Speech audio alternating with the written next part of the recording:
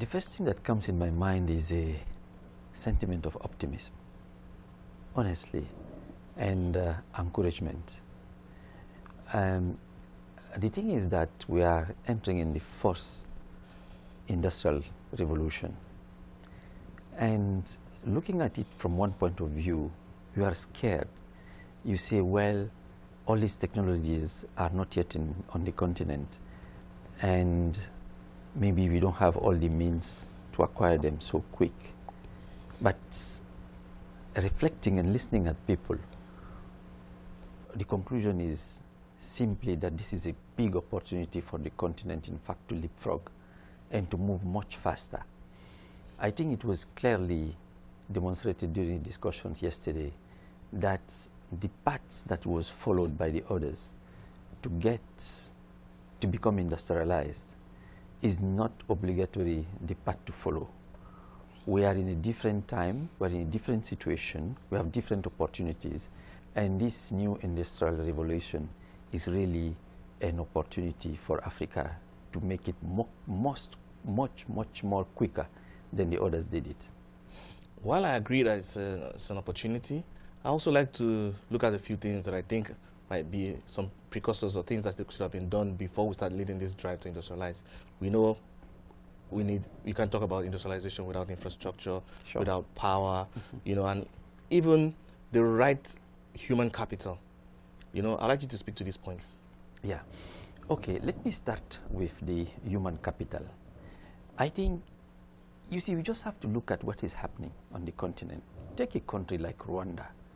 You know, in just about 10 years, they were able to transform completely the landscape of capacity building, training, and development of their human resources from a very backward situation to a very extremely modern situation, supplying the right human power, you know, leave alone all these capacities we have outside. We are outside developing other countries, developing other economies.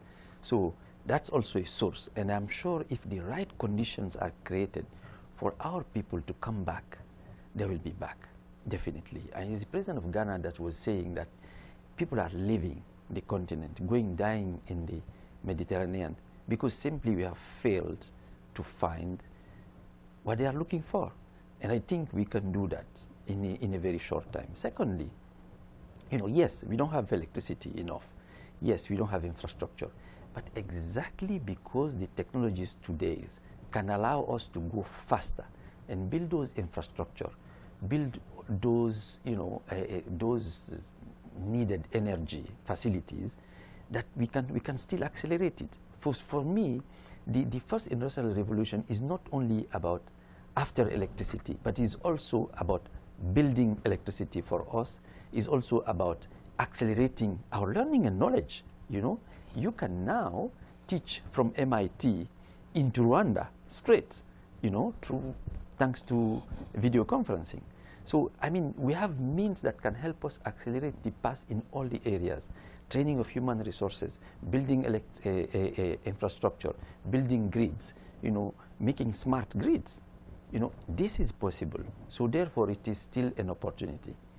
Looking at the work that you do, I'd like you to speak specifically to, you know, having African-led innovation to solve African problems.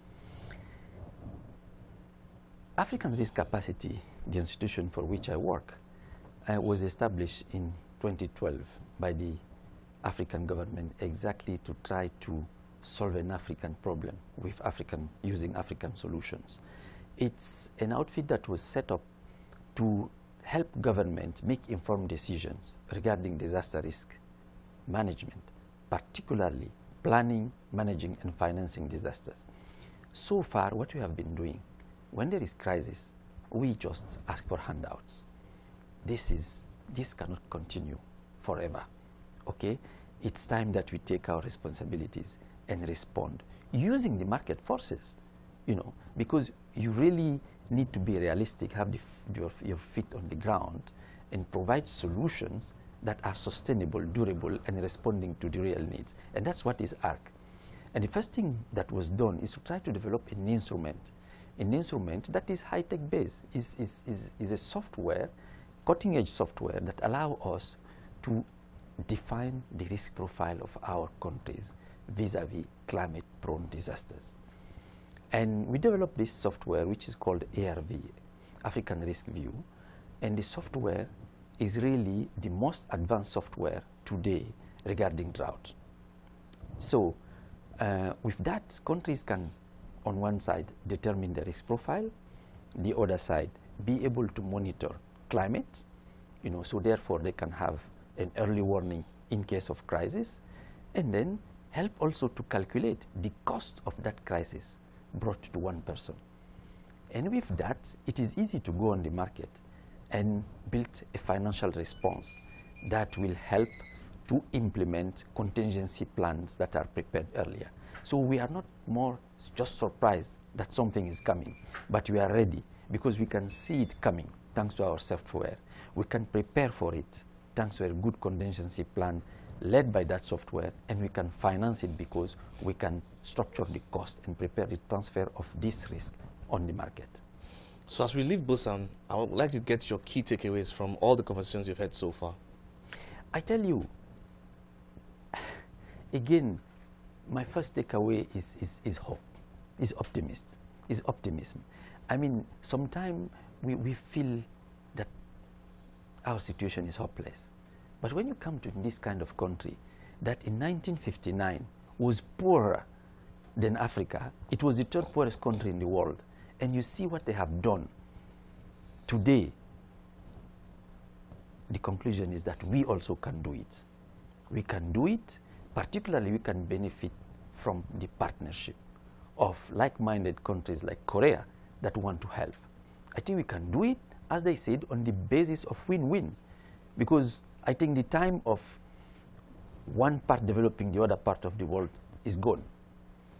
We are now in the time of collaboration, a win-win collaboration where everybody can gain. And it is also really clear to me now, more than ever, that this is the best way to move forward and to build our continent.